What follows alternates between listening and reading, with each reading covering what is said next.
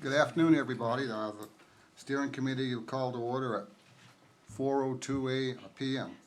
I'd like to have a motion to accept the May 9th minutes. So moved. Second. All in favor? And the May 21st minutes. So moved. Second. All in favor? Okay. We're going to have a group interview of the stakeholders, and I'm going to pass this over to Bob. Thank you, Alan. Always like passing it over to you, Bob. You know, it's kind of funny, the selectmen came up do the same thing when they were buying meetings. Anyway, good afternoon, I'm Bob Metcalf with Mitchell & Associates. And with me today is Christy Mateo from Royal Palmer, which are the members of the consulting team working on the development of the master plan for this property. So, what we, I would love to ask it, everybody. You send telepathy to me, so. Okay, good. What we'd like to do is be able to go around the room and everybody introduce themselves prior to me getting off on the next task, which is going through some other questions pertaining to each one of your committees, so. Lori, you want to start? I'm Lori Smith, the town manager. Alan Daggett, Selectman. Sheila Matthews Book, Selectman. Hi everybody, I'm Rebecca Young, I'm a volunteer on the committee. On the village parcel committee, On the village parcel because we committee. have a lot of committees. This, Hi, I'm Beverly Soul, and I'm here to represent the Senior Ad Hoc Committee. I'm Jim Stockman. I'm here to represent the Lighting Committee. Stedman Seavey, I'm representing the Budget Board. Ruth Fernandez, the Cemetery Committee. Carol LeBoissonier, Conservation Committee. John Harcourt on the Village Planning Committee. Mike Weston, Village Planning Committee. Connie Dykstra, Village Planning Committee. Steve Powell, Shade Tree Committee. John Ripton, Shade Tree Committee. Christy Mateo, Goa Power. Werner Gilliam, Director of Planning and Development. Okay, thank you. So as you probably have we've generated some general questions to go over tonight, and this afternoon we will. And the first thing I'm going to do is give you kind of an overview of the parcel itself to bring you up to I should just get one of those that you plug in my face. An overview of the parcel itself. The parcel fronts on North Street in this location, and then it has frontage along School Street. The property is an 86.67 acre parcel. The property had gone through a permitting process for a residential subdivision a number of years ago. Plus some of the improvements that have been done out there that we'll go over. There are two streams that run through the property. There's one that comes up this wetland along here, ties in here, and the second one merges down, and the two of them merge together, ultimately go down and across under North Street and out into the Kennebunkport River. The streams have a regulatory setback requirement of 75 feet on either side of the stream. So this access way that you're seeing coming in off of North Street, its location is predicated upon those setback requirements. The wetlands, if you can see in here, are some of the dotted areas. So there's a pocket of wetlands in here, there are wetland corridors associated with the stream in here, some wetland pockets here, and we have the wetlands associated with the stream corridor, another series coming through here. So these are the defined wetland areas on site that total about 16 acres of wetland. There are 3 significant vernal pools on the site, 2 of which are located down along this corner of the site in here at the CMP power easement. And they have a 100-foot no disturbance buffer around those. In this particular location between the wetland and the vernal pool, it's a section of the site that's very difficult to even consider doing any sort of development in. The other significant pool is up in this location in here in a wooded area, and it is a significant vernal pool. It also has the 100-foot setback. There were a couple of minor pools that have non-significant pools that are located in the back corner of the site along this parcel here. Reference to CMP easement, there's a 135-foot wide CMP power transmission easement that runs through and divides the parcel. The current zoning on the site The front portion that comes in off the North Street side is village residential, and then everything on this side, out to School Street, is the free enterprise zone. Adjacencies, existing properties, you have Foxbury Woods in this location here, several parcels owned by the Daggett family. Bishop's Woods is located over here. The Weintraub parcel borders a significant segment of the property. And then Wallace Woods, which was just recently developed, is located over here. And then the McKay property, which is probably the equal size, almost equal size to this, the village parcel, is located and has all its frontage along School Street. Bailey Court is located opposite where the entrance is, and we have Shaman Woods. Consolidated School is located down here, Dock Square, and then Cape Original Golf Course. We've shown some travel distance by, as the crow flies, if you will. So from the entrance on North Street, a quarter mile brings you up, just down past where the forest station is in this location here. A half-mile distance would take you down into Dock Square. And then on the other end, we've shown basically what that travel distance would be. This is the quarter-mile distance, half-mile gets you down closer to Consolidated, and then it's almost a mile from the School Street entrance down to the square in Cape Orcas. Let's see. On the property itself, part of this development was permitted for an acre and a quarter of wetland disturbance, and that has been mitigated by a parcel that was obtained. So those are some initial impacts that were done on the site that carry with the property itself. Let's see. As again, I said, with the access, the way this road has been cut in, the clearing was done for the roadway, and there was a rough gravel base installed on that. The delineation, as I said, down here was pretty much promulgated by the setback requirements along the stream corridor here. The crossing here was pretty much determined by our discussions with CMP in terms of where it could actually cross their easement area, because the grade really gets significant up in here, and this was the most logical place to put it. And this alignment in the core was more or less meant to slow down the traffic coming through. And then this segment along here was pretty much followed a road that had been approved for the prior landowner to the developer that was looking at this property. So we pretty much held that alignment. It already had some wetland crossings in this location here. So that's what determined where this alignment coming in from School Street would be. So, and then the green areas you're seeing in here are areas that have been cleared, that were cleared primarily for the potential lot development, and then the remaining portion of the site is all wood. So, I think that pretty much, nope, utilities. Sewer and water were stubbed into the North Street end, and then power will be coming in off of for North Street. That's, I think, it in terms of the lot. And if anybody has any questions before we move into the Is there any stormwater management for that road, or is it strictly positive drainage off the road? The site was designed with stormwater improvements for the prior development. Some of those elements would wind up being potentially part of whatever future development happens on this site. Obviously, the change in terms of how this site may be developed would dictate how the stormwater changes would occur in terms of accommodating for stormwater runoff. Okay. Right, and the areas that were cleared, are they now just open grassland areas, or are they stumped?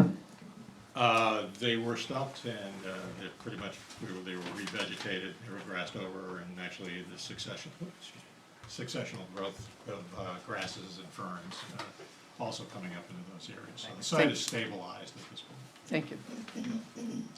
Anybody else?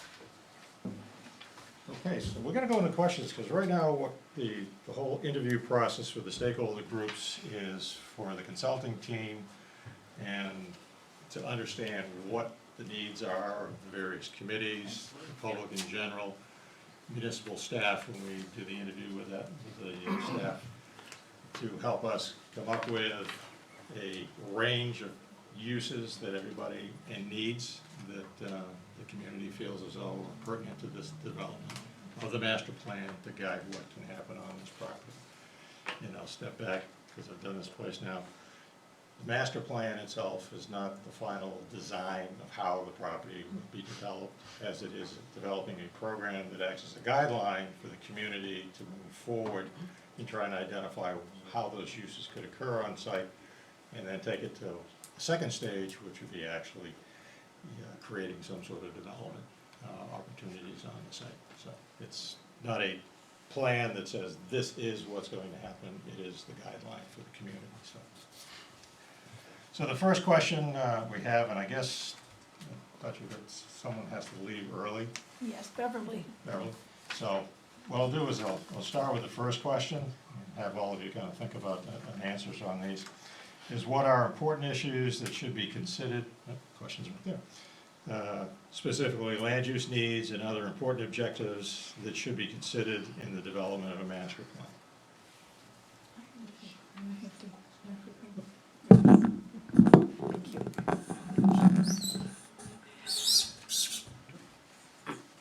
The senior committee would like you to consider mixed generation housing, as it's important to us.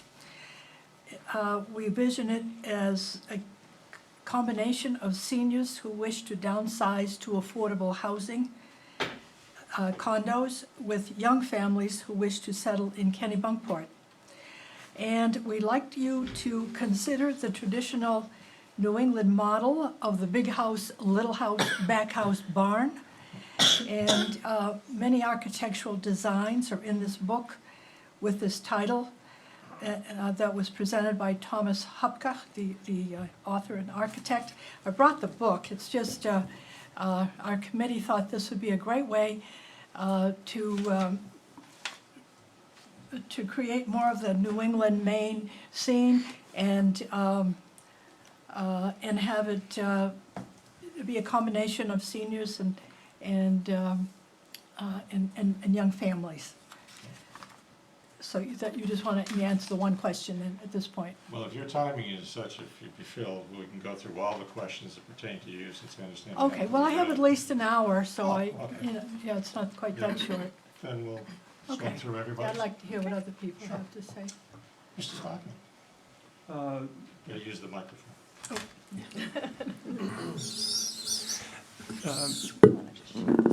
The lighting committee, having addressed the original proposal on this site by the developer, discovered many shortcomings in our ordinance, and we recognize that our ordinance has to be updated to match the current technology of today. And so the committee lighting committee is very familiar with this parcel and the challenges of retaining the atmosphere of Kennebunkport, even in a residential situation, and not having it be the brightest thing in town.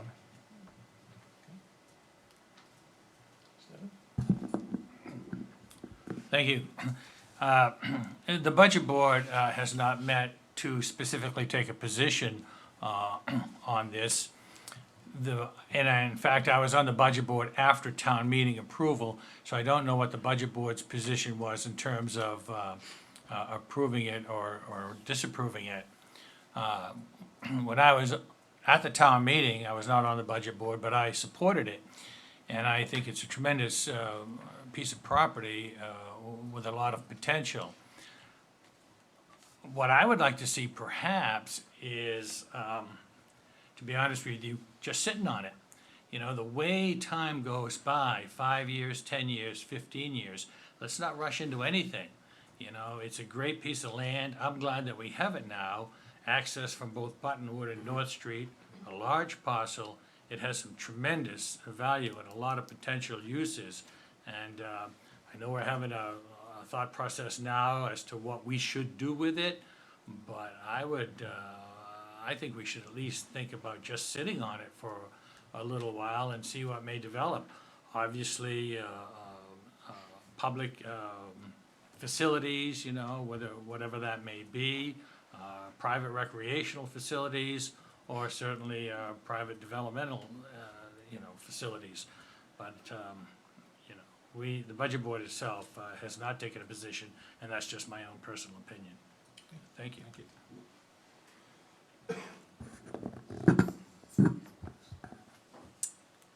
I'm on the cemetery committee, and I'm really not sure this all applies. There is a cemetery right across the street from the front of this. There are no new burials in that cemetery. I did mention you should probably speak with the Arundel Cemetery, which does have plots available. They did just open up a whole new section. I've been trying to contact somebody to find out how many new plots there are there, and I couldn't contact it. I couldn't get a hold of anybody. So I don't know if any of you are familiar with how many new plots there might be there. Maybe something to consider for this piece of land, because most people get buried in a town plot these days, not on their own land. Has the cemetery committee talked about whether or not we, because you know, we don't have any active cemeteries that the public has access to. Except the Arundel Cemetery. Yeah, and so whether or not, you know, there's a need, do you think, for us to be planning for a future cemetery, or? I think that all depends on what the Arundel Cemetery has to say about how many plots they've put in and how much more they can expand there. There they are. And I just have to follow up with what you said, because when the Recreation Committee was trying to see if they could put the new park, this was many, many years ago, it's now Beechwood Park, in this piece of property, because this was town-owned. And the selectmen at that point said, well, they didn't really want it here because we might, you know, put something else there. They didn't really know what they were going to put there. And it all evolved. But it took a long time for that to evolve. They had the forethought to buy the piece of property, and that just all evolved. Thank you. So the Conservation Commission had a meeting last night, and we did discuss these questions. And I think we're coming from the point of view of recognizing the functionality of the parcel and the town's needs for functional requirements, which may be housing or other public usage. And also taking into consideration preserving the natural characteristics of the site. There are considerable wetlands and vernal pools. Could be an educational source, it could be a recreational source for the town. Centrally located somewhat for that type of usage. But I think the Conservation Commission would also feel that that type of usage might play a secondary role to the town's functional requirements, if that be the case. I think that the Conservation Commission is not inclined to go in with private development. The parcel is surrounded by private development. With that many wetlands, it's probably a low point of the developments, so there's obviously going to be some runoff from those other developments surrounding the parcel into that wetland area. And I don't think that the private usage is something that the commission would like to see. I kind of combined question 1 and 2, I think, with that answer. We did have one question, though, as to the type of private development that was proposed initially, and what sections of the parcel that was intended to be appropriated for. What was the part, the design, the development part? Yeah. Basically,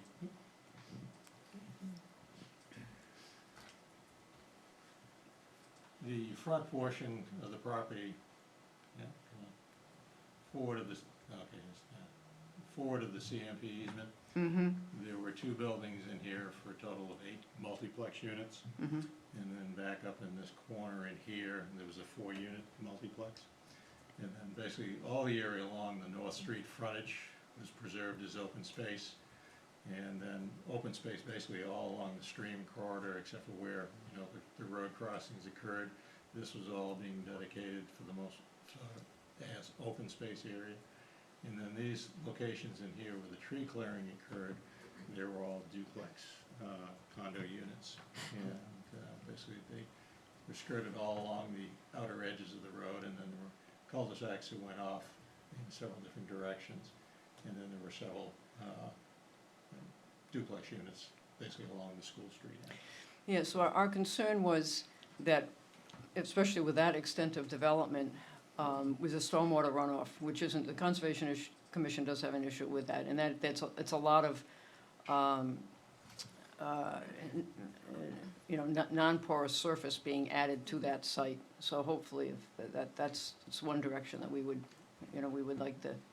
Well, the original design concept on this was one of the first approved LID, low-impact development sites. So all the technology for stormwater infrastructure improvements, utilizing infiltration filters, and it was modified to use what's called a focal point system, which basically takes the stormwater, treats it all before it then ultimately is discharged. Excellent, good. So, I mean, the site was looked at that way, and as part of the master planning, we'd be identifying what some of the needs would be to accommodate stormwater.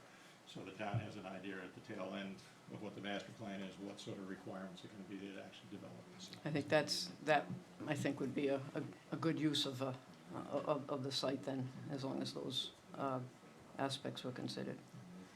Bob, you used the term front and rear of the site. Yep. Is that on purpose, or is there something that? Well,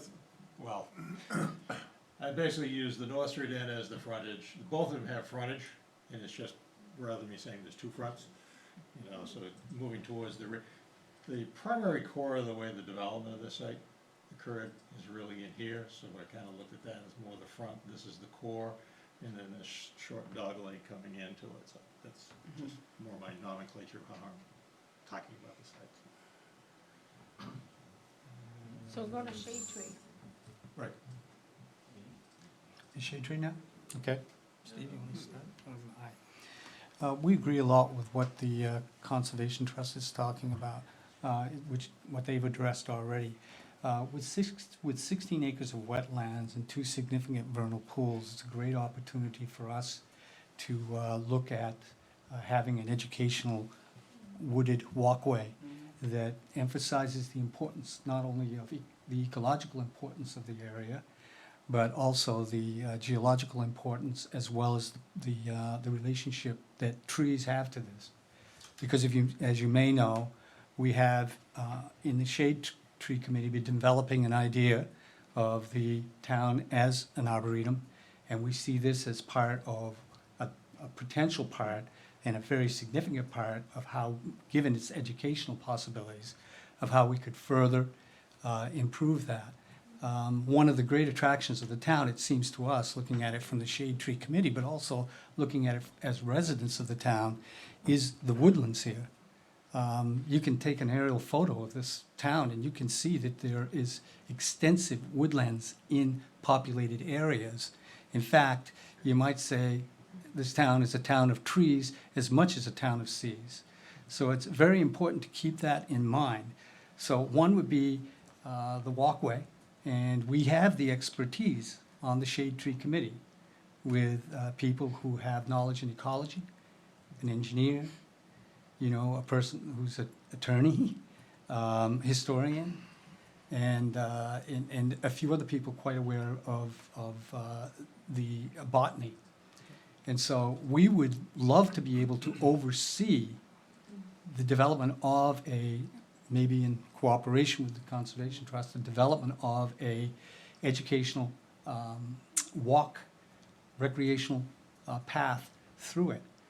The second thing that we'd like to comment on, we want to acknowledge that the idea of the low-impact, eco-friendly measures that are being considered and hopefully taken into action we would like to propose that the trees along the street be a diverse population of trees that could be planted, and again, overseen by the Shade Tree Committee, so that along the street, we have this diverse number of trees that enable to not only enhance the ecology of the town, but to enhance the resistance of any kind of intrusion by pests or other kinds of things, other kinds of threats to the arboreal environment here.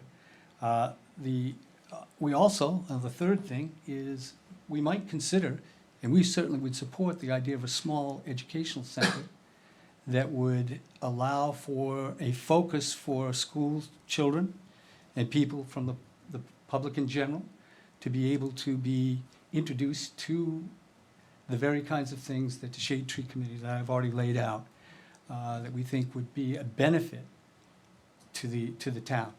You know, would highlight its legacy, its history, as well as its ecology. So, thank you. Thank you. Good ideas. I gotta reverse myself, I missed that. No, I won't do that yet, it's just, we'll go to the second question. What concerns does your committee have regarding growing demands and needs for the town, i.e. public services, housing needs, commercial use, open space, we kind of talked some about that, and how should the property be used? Well, we saw that similar to the first question too, as some other people here spoke about. When and if senior-specific housing can be developed, and if it's on town land, that the committee recommends that town senior residents certainly be included, and that a pet-friendly environment be considered. That's all.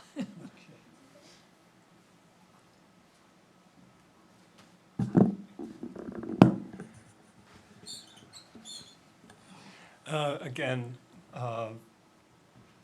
lighting affects everyone, especially at night, but also during the daytime in terms of how it fits into the landscape. So the important issues are the lighting committee to be involved in all phases of the project, to try to preserve the dark sky.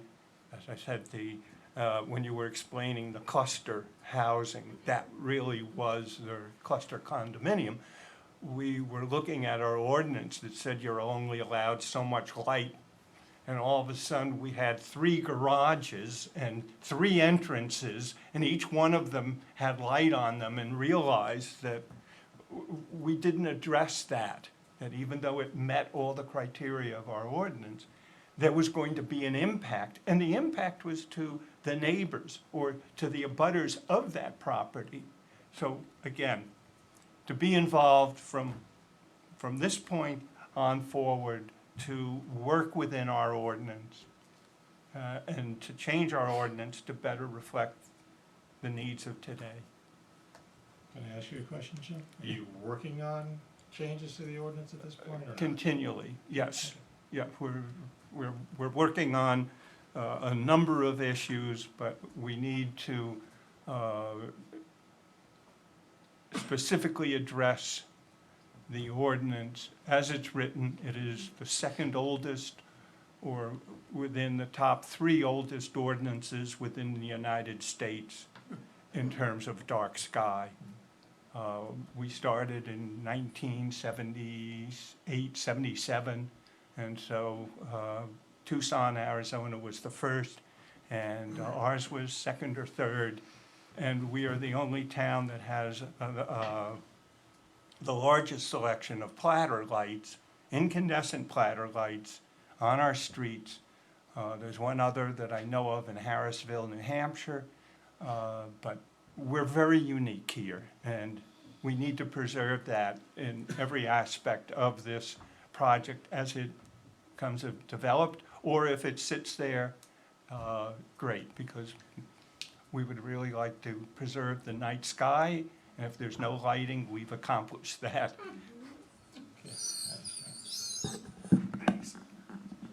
Yeah. Passing The Conservation Commission does not support commercial use of the site. We understand that there may be town requirements for functional usage of public services. Certainly we would, or housing was mentioned. Certainly we would support the open space usage as we just discussed. I think that no matter what usage is there, that the landscape design of the site would be extremely important in maintaining the natural character of the site. And so the design, the type of plantings, trees, and the native plants, preserving that more natural characteristic and not incorporating a more, I'm going to say commercial or a forced landscape, I think would be extremely important, whatever the use may be. I have a question. So when you say commercial use, are you also considering assisted living as a commercial use? Yes, I would say any type of, whether it's housing, it's assisted living, any type of structures that are built onto the site. I think in accordance with, the Shade Tree Commission, that there's ways of doing the landscape that can really give it more of a natural feel and maintain the character of the site. That can be done. Needs to be done in advance, so that there's, proper grading, tree removal, and the landscape design to make sure that happens. I don't think you understood my question, or maybe I don't understand your answer, but what I'm wondering was, are you would you be for assisted living? That's also commercial use, and you're telling us, or telling the committee that you're not really interested Well, in commercial, any I think in our meeting last night, I wasn't able to attend the first meeting, but a member of the commission said that someone brought up the use of, for instance, coffee shops and that sort of thing. So we were focusing on that as a commercial use. Okay. Assisted living, I would not consider commercial use. Thank you. Okay.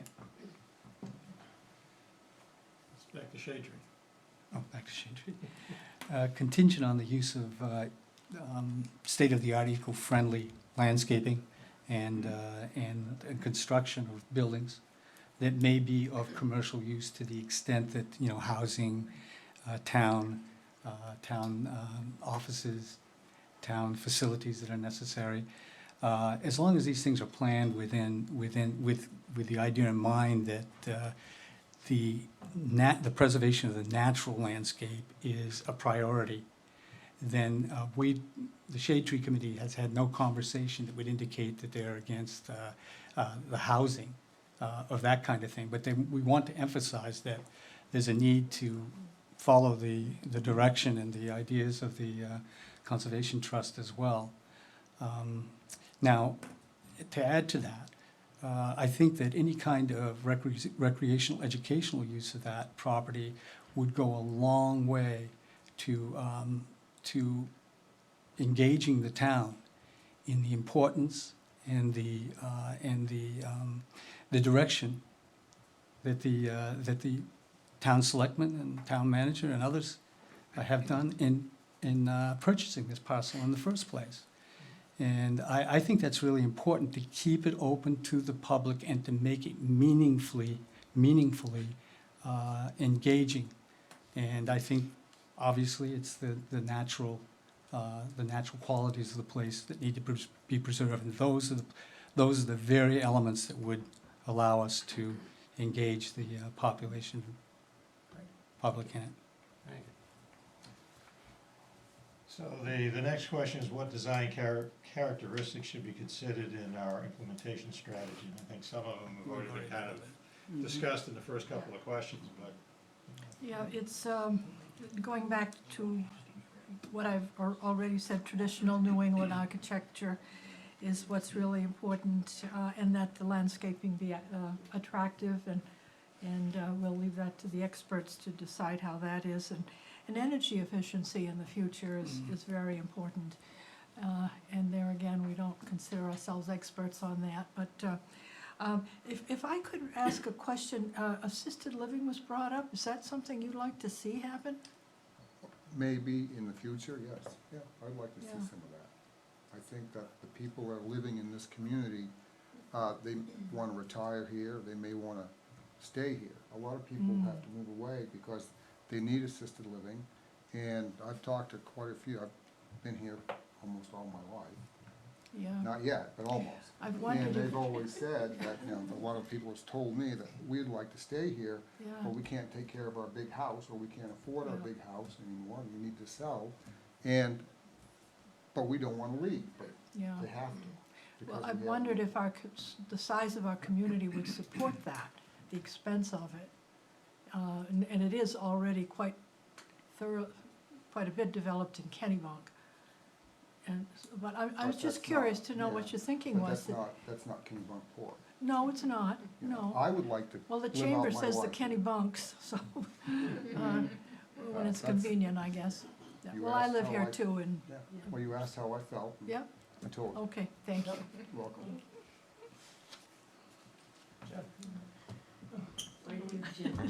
Oh, take this, let's share this one. I think I've already answered probably the rest of them in my response already.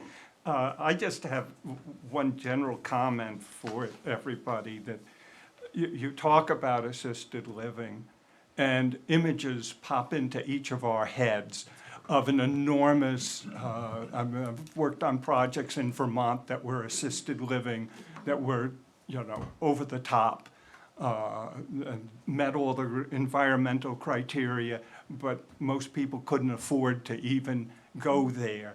So be careful as you go forward with these words, because the images that pop into people's heads are quite, well, you said assisted living, and I didn't expect something the size of the Colony Hotel. Well, that's not what I said. I said assisted living. I mean, I didn't say it was gonna be the size of the Colony Hotel. No, I know, You know, but, everything is relative. yeah, but the term, different images pop into people's heads. Would that be something appropriate for the senior committee to look into as to what might cost and? I think that, you know, part of this master planning process is we'd have an economic factor, and we have a consultant that's gonna focus on that. So certainly, we've heard that as an idea, the whole downsizing. I mean, it's different to have smaller houses, and then it's different to have multi-units where seniors can live together, and it's different to have assisted living. Do you know what I mean? So that's a wide range, and I think if that's something the community's interested in, Camoin Associates will be talking about that, and that might require its own plan, to determine whether, if it could financially be sustained, and what's the actual need and all of that. Thank you.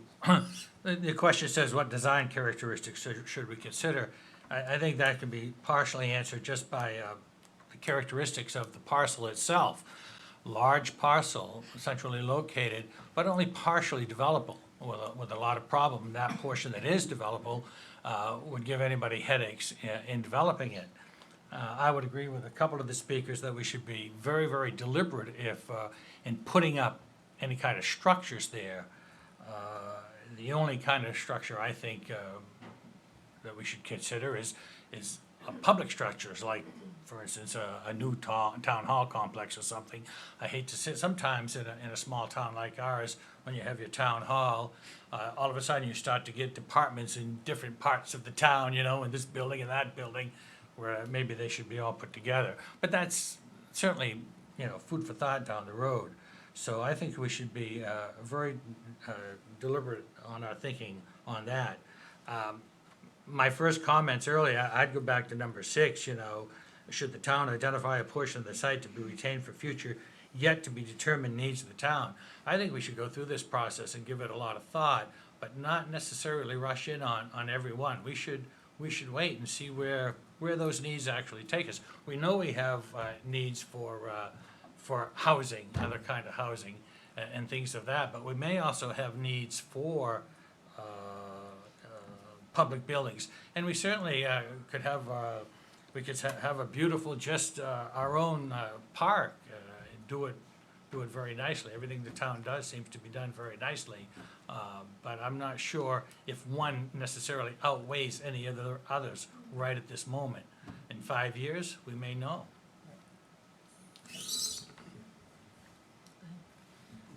I'd like to follow up on what you said. I think it's really good points. The parcel is shaped in a fashion and of different natural characteristics where it could be, segments of it could be used for different purposes. And I think that's really important. It's a nice way to use the parcel. Again, getting back to the use of the trees and the landscape can create an integrated feel of the parcel, which I think would be important.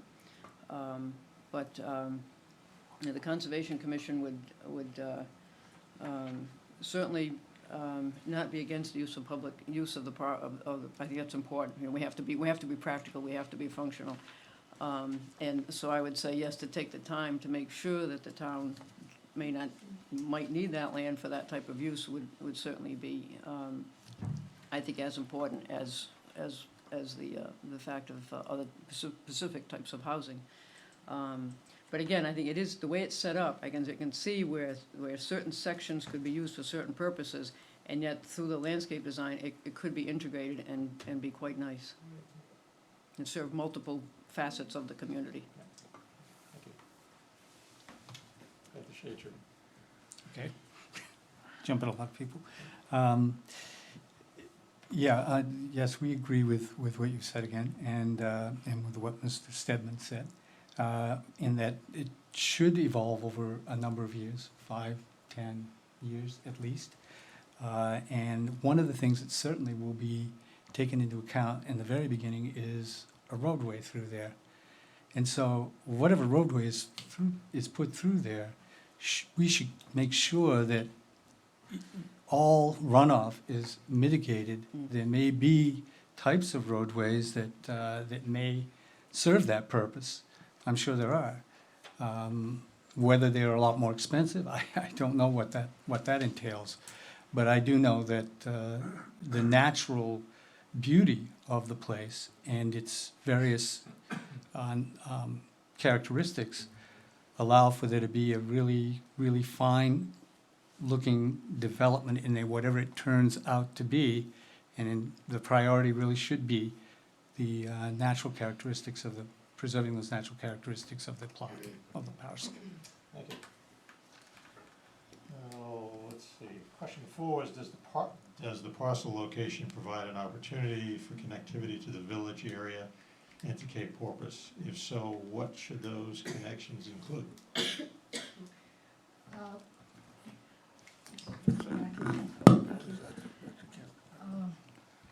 One thing we hope is that this roadway doesn't become a shortcut from School Street over to North Street, and doesn't look like it would lend itself to going too quickly through there. But on a more positive point, we suggest extending the walkway or the sidewalks of School Street down to Cape Porpoise, like there's beautiful sidewalks on North Street now.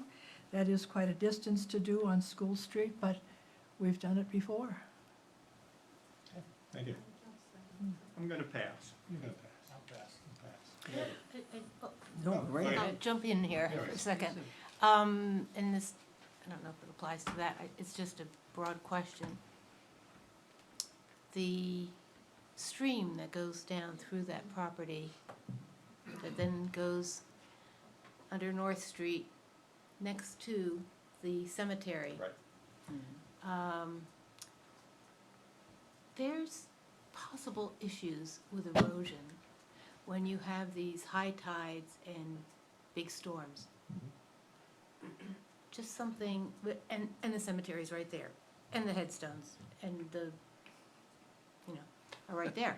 Basically, Basic, to answer that for you is whenever you're doing a stormwater study, which was done for this, you can't have any more water running off your site post-development than was coming off the site in pre-development.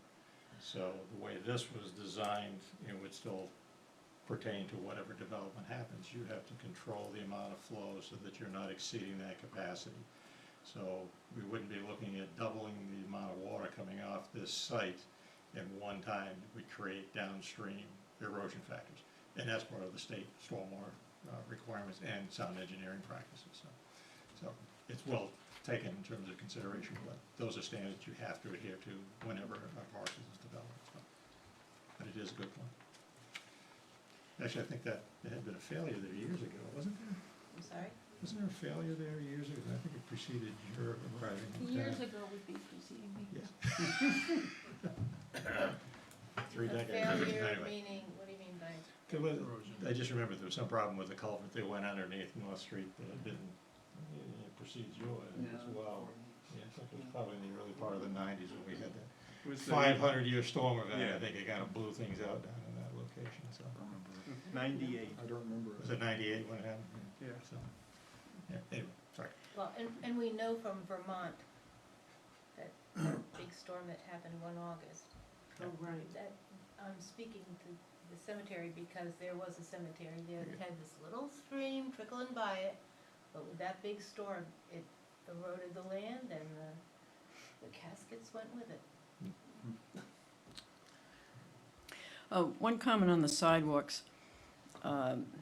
There was a trend in condominium developments away from the sidewalks and catch basin designs and going to grass strips along the sides of the roadways with then a macadam path and then grass on the other side of that which would be a swale or wetland plantings that would capture the water from the road. It's a more natural and actually it captures a stormwater, but these new systems now capture stormwater as well, as you've just described.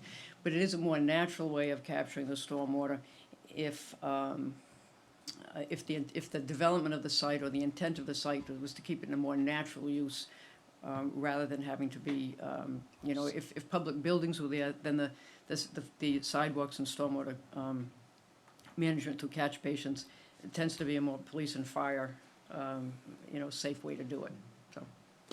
Thank you. Shader again. We're moving quicker. Okay. I think I proposed this once before at a public meeting, but there is a way of connecting this beyond public access to it, to the village and to Cape Porpoise Village. And while it takes a little bit of imagination and probably a good deal of effort and a number of years, there is a connection all the way to Patty's Creek from this parcel. And that connection, at least I haven't investigated this with Werner or anything, but that connection is public access through a path that leads down to Wilds District Road. So there is, in long-term planning, the possibility of doing that. You could also incorporate into the nature trail historical elements that would bring into a relationship to it events that have happened that would also include details about Cape Porpoise and the village. All right.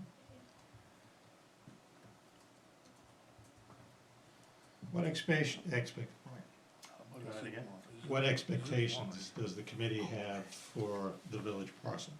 I think some of those have already been kind of discussed, so it's almost like they're responded in. Anything else you would add? Yeah, no, again, go back to housing and that hopefully this parcel will provide some of the needed housing that the town doesn't have and in an attractive manner. That's it. Pass? Stebbin?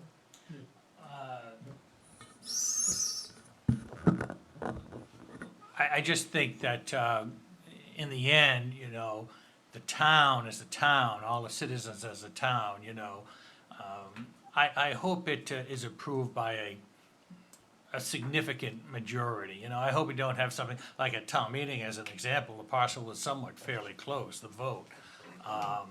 As I say, I voted for it, and I think it's a good idea, but when the final use comes, I hope there's a good, strong support, and I hope we get, this is a tremendous process right now, but I hope as the process goes further, that citizenry as a whole weighs in on it, so we have the town's support by a wide margin in whatever is finally decided.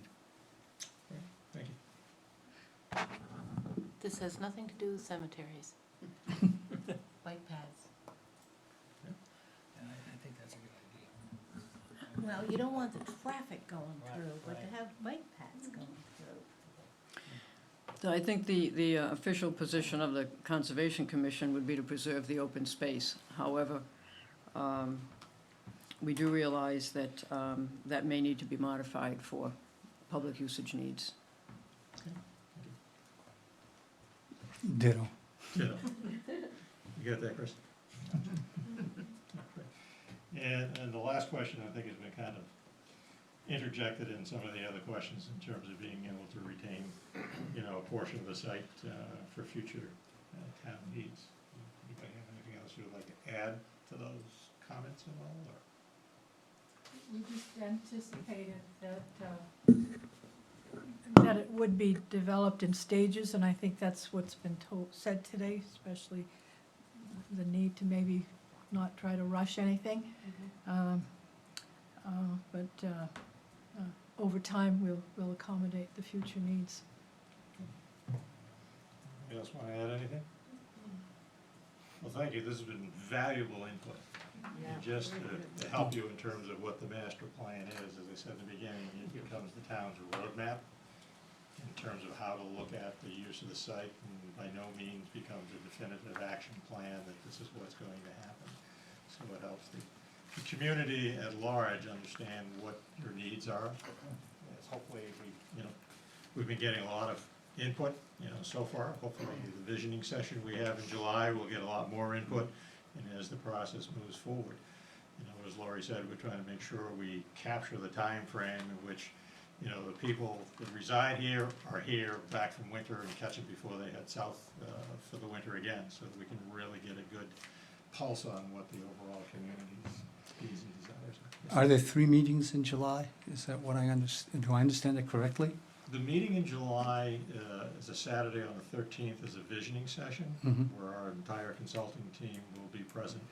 We'll do kind of a visual summary again of, what the site is, some of the information that we've gathered from the first public session in which we had some input in terms of what people thought should be developed, what would make it a successful project, and then some imagery of types of architecture and uses.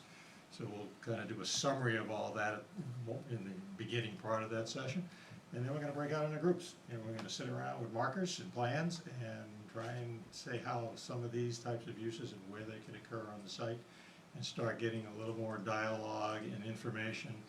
And then the consulting team at the end of the visioning session, which I forgot what time we said we're ending the visioning session. Is it 1? Says noon. Noon 10. On Saturday, we're ending at noon. Right. 9 to noon. Right, and then what we'll be doing is, that session will be a consolidated, and then the consulting team is gonna stay there and start dissecting everything. They're gonna go to the fire station. Did I say fire station? Sorry. No, you're gonna start at Consolidated, but then you're moving to the fire station. Okay, so we're gonna pick everything up, move this on Saturday? Sorry, I thought we were staying consolidated, moving the fire station on Sunday and Monday. That's not what I said. I'm not telling you what you said, I thought you said. That's okay. So anyway, We're gonna after we fight. do that session, we'll be taking everything we put together in that visioning session, going over the fire station.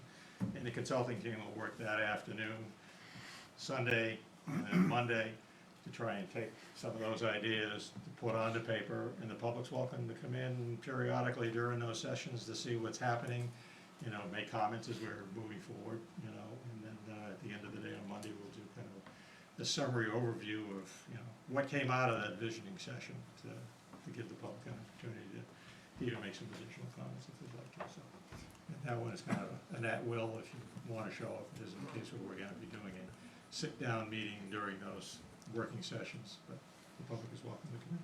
Jim? Bob, what is your deliverables at the end of your contract? What is that going to ultimately look like?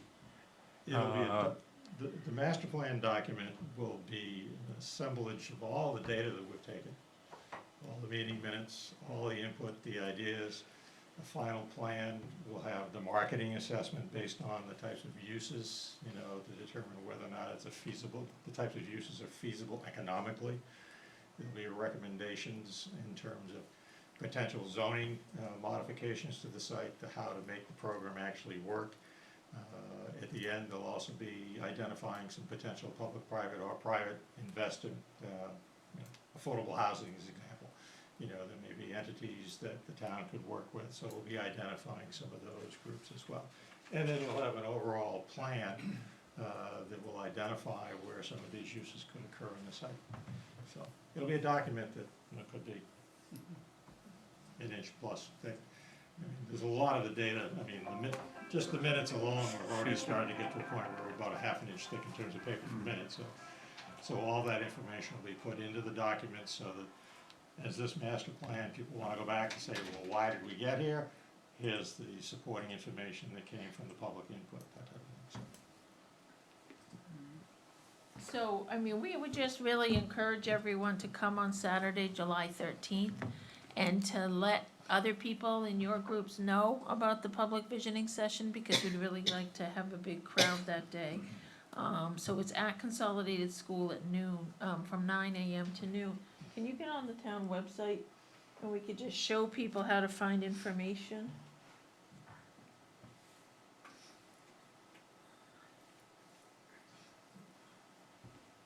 We have a button now for that, don't we? Yeah. On the town website? Yeah, it's awesome.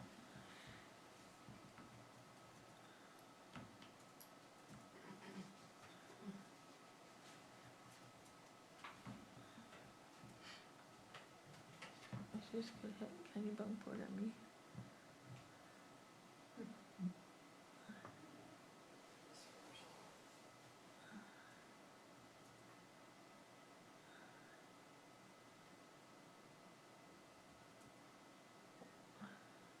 I would just put in our URL. Yeah.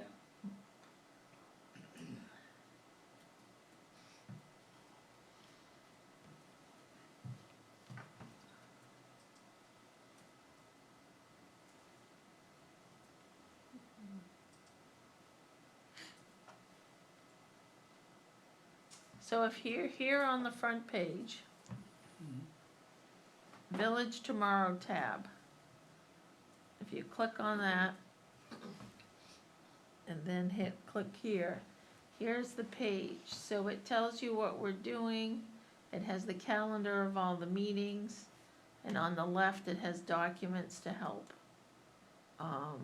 guide you about where we are in the process and background information. So you can get to it from the front page now. And we have information about the visioning event on there too.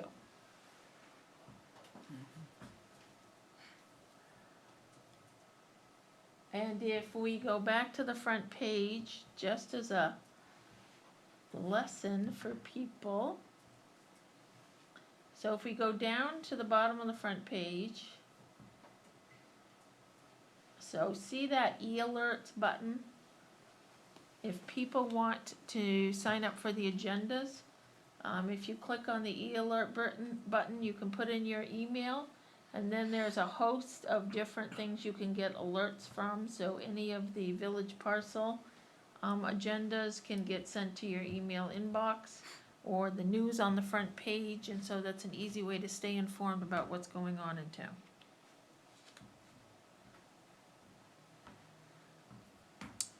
So I'm up next. you're up because Okay. we wanna thank everybody. Thank you, everybody. And thank you, everybody, for coming tonight. We had a good time, didn't we?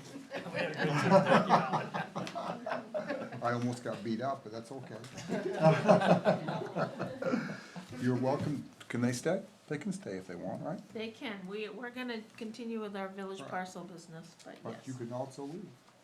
It's up to you guys. All right, well, moving right along, we're gonna review of the input and feedback from the public kickoff meeting.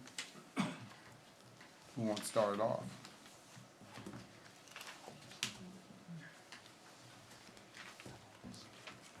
So basically, the documents that we provided from the kickoff meeting, the first question we had, that we had people at the end of the session of looking at all the different imagery and precedents, we asked the question of what kind of uses would you like to see? And we had everybody write down on a piece of paper and stick it on a piece of craft paper on the wall to give us a list of items that they thought they would like to see on the site.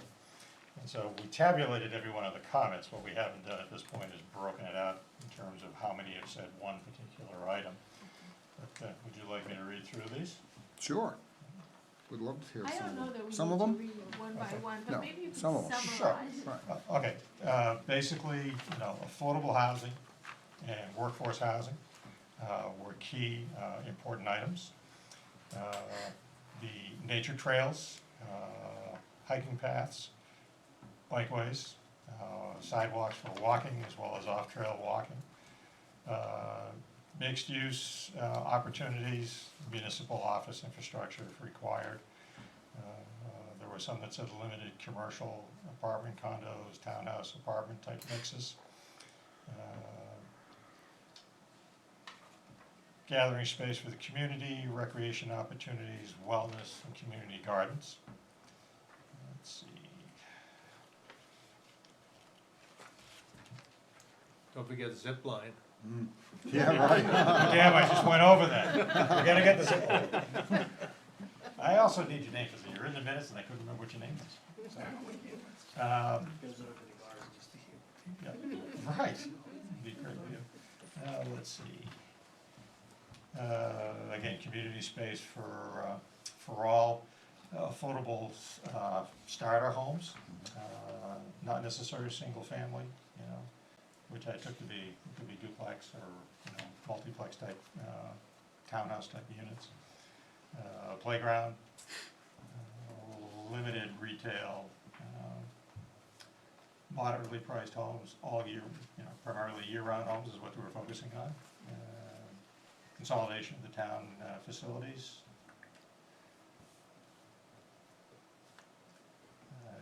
Keep the spirit of Kennebunkport and surrounding towns, not to build up like so many places do, to actually take in what the residents want and not just a few. Our towns are beautiful, not crowded, and we don't need another fire station and housing for them. Please take into consideration not to spoil this place. So basically, some of the comments that you folks have already made in terms of integrating whatever uses are into the site that really promotes what Kennebunkport really is. So,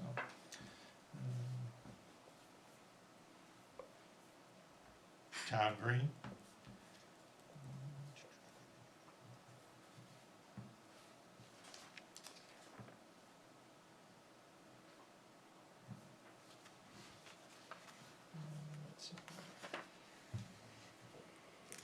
Woodland conservation and public access. Fun park, affordable housing, children. Children occurred in numerous places, so in terms of being able to get young families in. And let's see, and a hint of office space, but no retail, low-cost housing. So that's kind of a broad summary of what some of the uses were that came out of that particular session. And then the next question we had is what would make the project successful?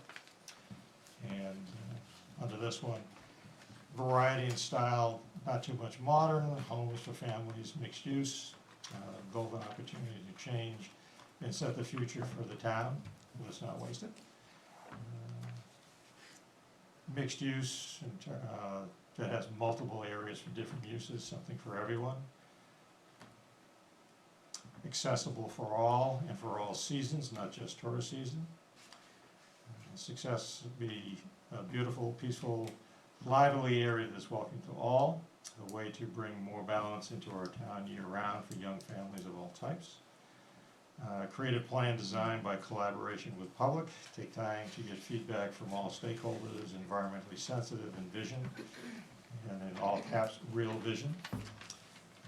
Successful outcome, minimal development, affordable housing again, conservation land, community access gardens, no commercial, few of the pictures, and I think that comment is related to the imagery that we provided, and no or limited municipal development.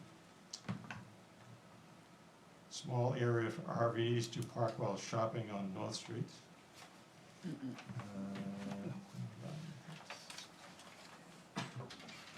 Benefits to year-round residents and product is based on community input, produces places for community to recreate, gather, ideally provides affordable housing for young families.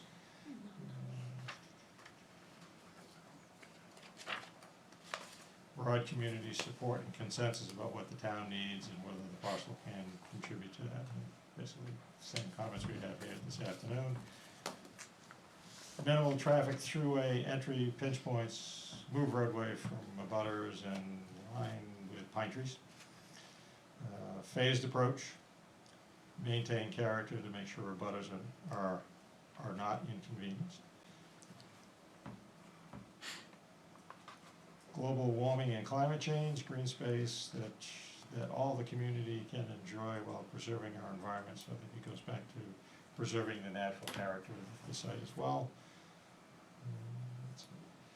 Make the town a place that fosters happy families, healthy lifestyles, green living, brings back local foods and businesses and keep funding corporations. Energy saving design features. Planning to include community ideas, fiscally conservative, think how to unite town, community center.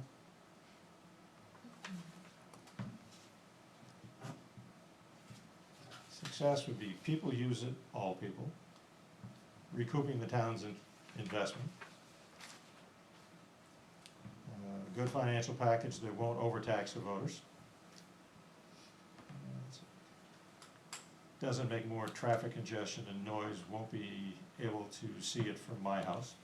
And then appropriate recreation, balance with private uses and reduces wealthiness of the town visually and actually. So that's kind of a summary of what some of those responses are, and these ultimately will be posted on the website as well for information for the public to be able to review what some of the additional comments have been. So I think we got a real good diverse Section. I think for the Village Parcel Committee members who were able to make it to the public kickoff meeting, I was just curious what your thoughts about it and how it went and what elements or thoughts you have about the visioning session that you think we ought to make sure we include, or how we get more people there. Well, I thought that the meeting was really great.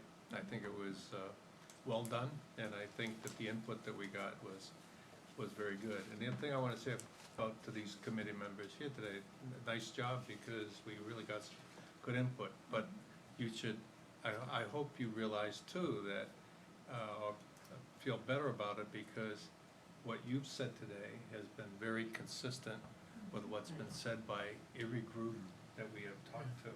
So the encouraging thing that I see is that nothing will ever be unanimous, but there's been so much consistency among what the people who have been involved so far have said. And I hope that continues at the visioning session.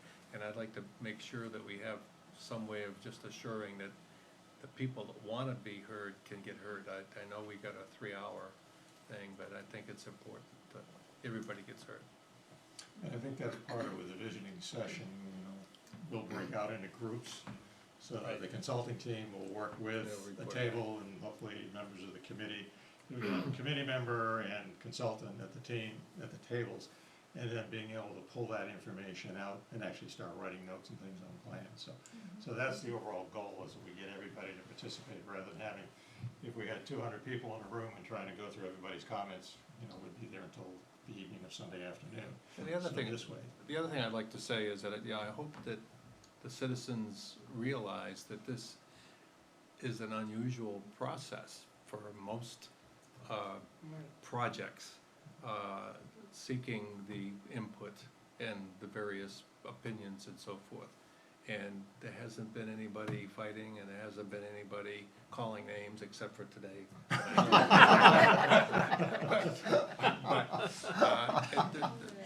The process has, I think, been one of a kind. And I think the town should be proud of what they're doing.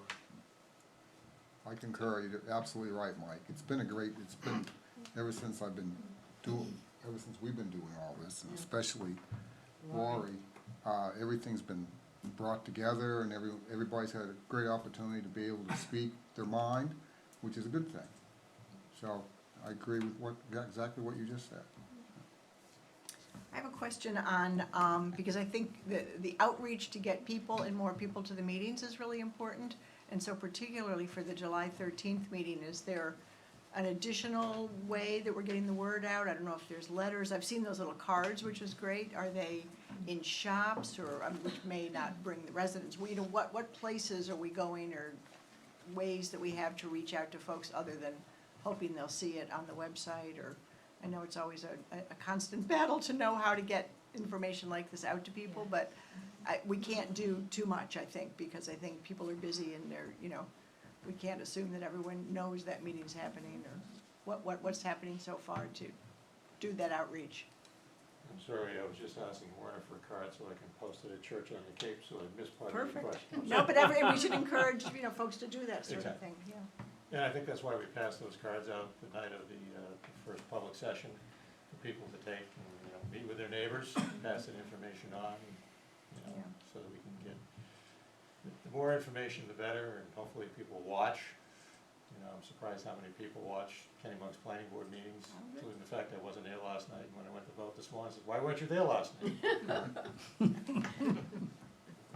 The more communication, the better the plan, right? Exactly. Yeah, yeah.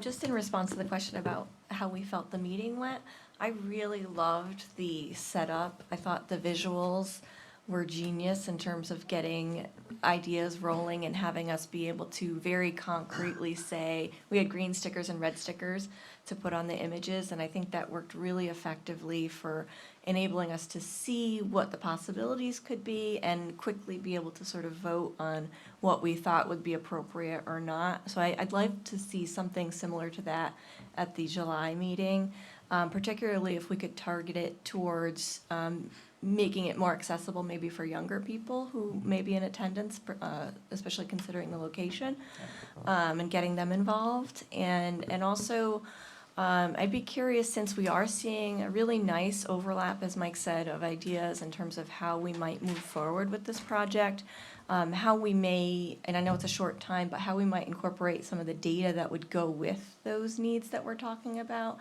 to support that, and to provide, instead of just opinion, to provide some actual data for the town that this is a need that we see. So, but I thought it went really well. I enjoyed it very much.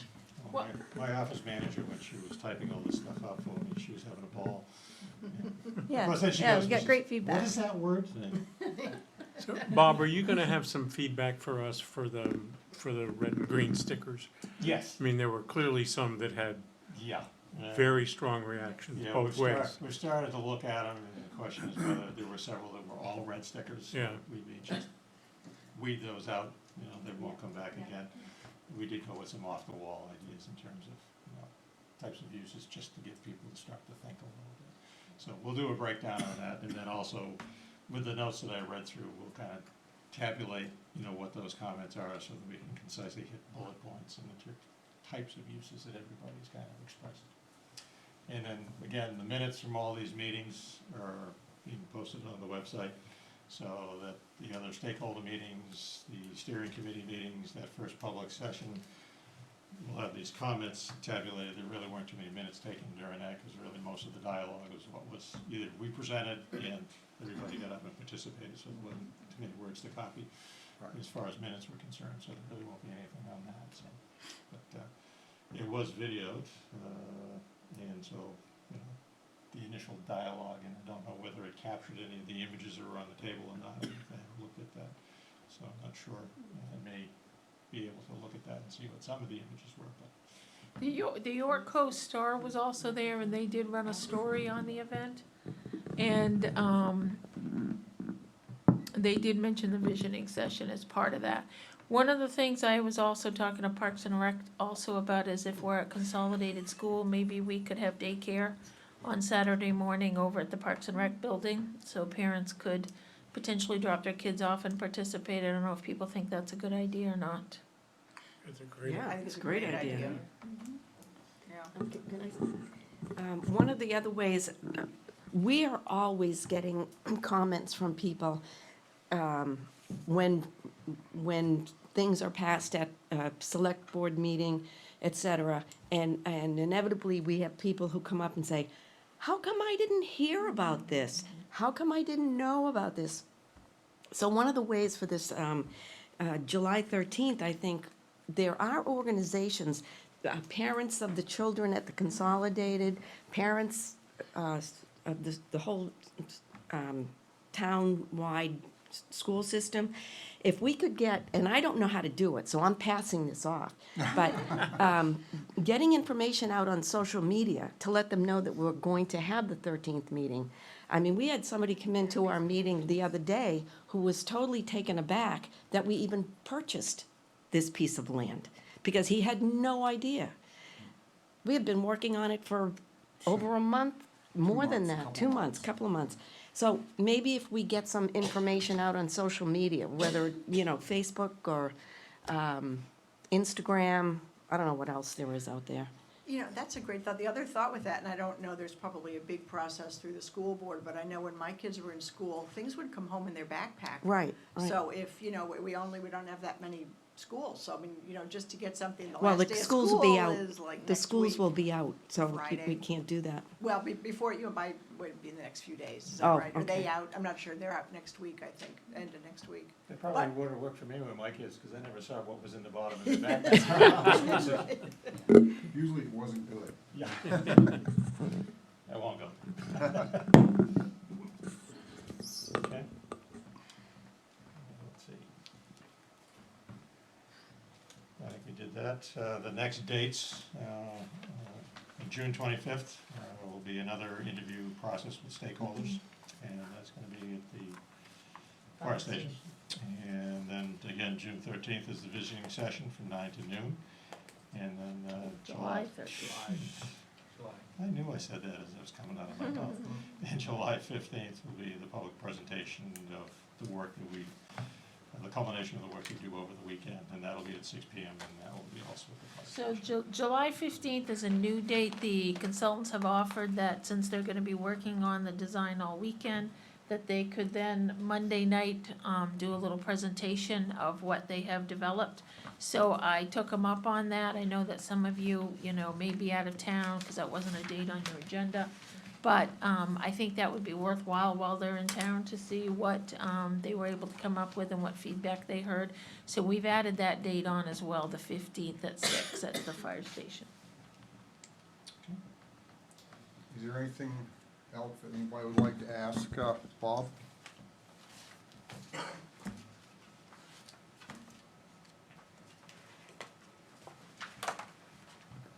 Harrison, do you want to just use this? Oh, you have that. I got one.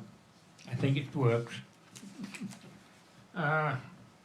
Going back to what was said at the last meeting when people left all their messages. One was a band. I'm in favor of it, but capital B-U-T. We would not want anything like they just had in Westbrook where they could hear it in South Portland. But I think maybe sometime in the future, in some area there, build a little small stage, but have people come in with no acoustic guitars or anything else. Regular old-fashioned guitars, accordions, fiddles. Get somebody in there that wants to play on his grandmother's washboard. But it's something we could think about, and some year maybe try it.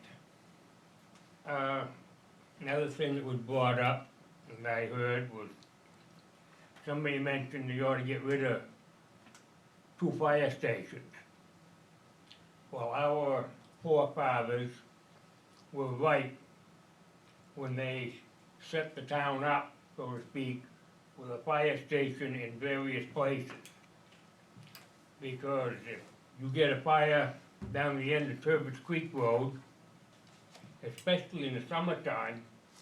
It's only half an hour, 15 minutes maybe, drive from Wild District down to McNeil's mansion that he put in.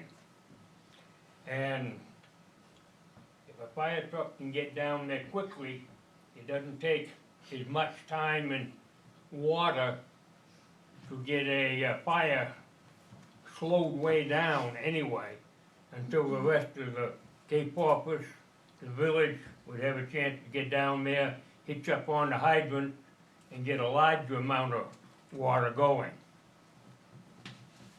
Now, I have a series of pictures here that were sent to me from tumbleweed tiny homes. And I bought them tonight, and you people to look at, and it may be something that when it comes time to planning individual houses on this piece, that you might like to go further and maybe get some other pictures of what they look like. Now I'll shut up. Thank you. Anybody else? How am I supposed to take that when you say thank you? Yep. Anything else? Yes, Yeah, this is a low-tech idea for advertising, but I found that using sandwich boards at the library and at Consolidated really does seem to, when people drive by, they wanna know, what's that about? And it sort of gets the word around. And it's there for a long period of time, and a lot of people may not go into the website, and you get a lot of them as, you know, as an alternative way of advertising it. I think it's a good way to do it. everything helps. Yeah. Everything helps, it does. Anybody else like to? I have just a question. I unfortunately missed the public meeting, and I've heard great feedback just anecdotally from friends saying it was really energizing. They really liked the energy in the room. But what's interesting is everybody has said right away, I hear a lot of unequivocal no retail. And yet friends, knowing that I'm on this committee, you know, just some folks have kind of said, oh, wouldn't it be great to have some shops so we don't have to go into the port. The port's only for tourists. I'd love to have a place where I could shop that isn't T-shirts or, you know, whatever. So what's the disconnect, and what's behind most people saying no retail? What's everyone's understanding why that seems to be? I mean, I don't know, I don't have a feeling for it one way or another. I'm just curious why many people feel strongly what that conjures to them when they say no retail. Well, one of the comments tonight was low impact on traffic. So if you have It's the commercial traffic, there, yeah. and not only that, but once you have one, it starts to snowball Sure. because you can't just have one or two businesses and expect people to come. Yeah, You yeah. have to have multiple businesses, and so you're really defeating the purpose of keeping it for the town. That's how I feel about it, and we don't need another coffee shop Yeah, Or another downtown? or another downtown. Yeah. So, Yeah. you know, It's that's the my, traffic impact. my view, Yeah. yeah. Yeah. You know, one of the bases of what's one of the design standards is Great American Neighborhood. And that is really looking at a much higher density, a larger parcel in which you've got not only your mix of housing types, but you introduce a coffee shop, a little general store type thing, but basically serves that greater neighborhood and is not intended to pull people from other, I mean, it may, but it's not intended to pull, you know, people from the greater community area. This parcel, while 86 acres plus sounds like a lot of land, for something like that to start introducing commercial becomes a real challenge, I think, you know, in terms of, you know. Yeah, more like a new Or- urban neighborhood, but yeah. it's part of the full Yeah. neighborhood concept. Because the density of that probably wouldn't necessarily support the commercial activities, so you would have to draw on the greater community to do it. And I think that's probably where some of the comments, at least, a couple of people that approached me at the end of the meeting, you know, they're talking about no commercial, that was some of their concerns. Good. And we also have Bradbury's, so you don't have to come into town, Right, you know? You could Right. go out the other way and head down. yeah. So we have the resources already. I don't think we need it on the parcel. Good. Any other questions? Okay, well, I want to thank everybody this evening for coming. It was a good meeting. Do you have anything to add? No? I Move to take a adjourn. motion to adjourn. First, Second, Mike. all in favor? Thank you, guys. Thank you.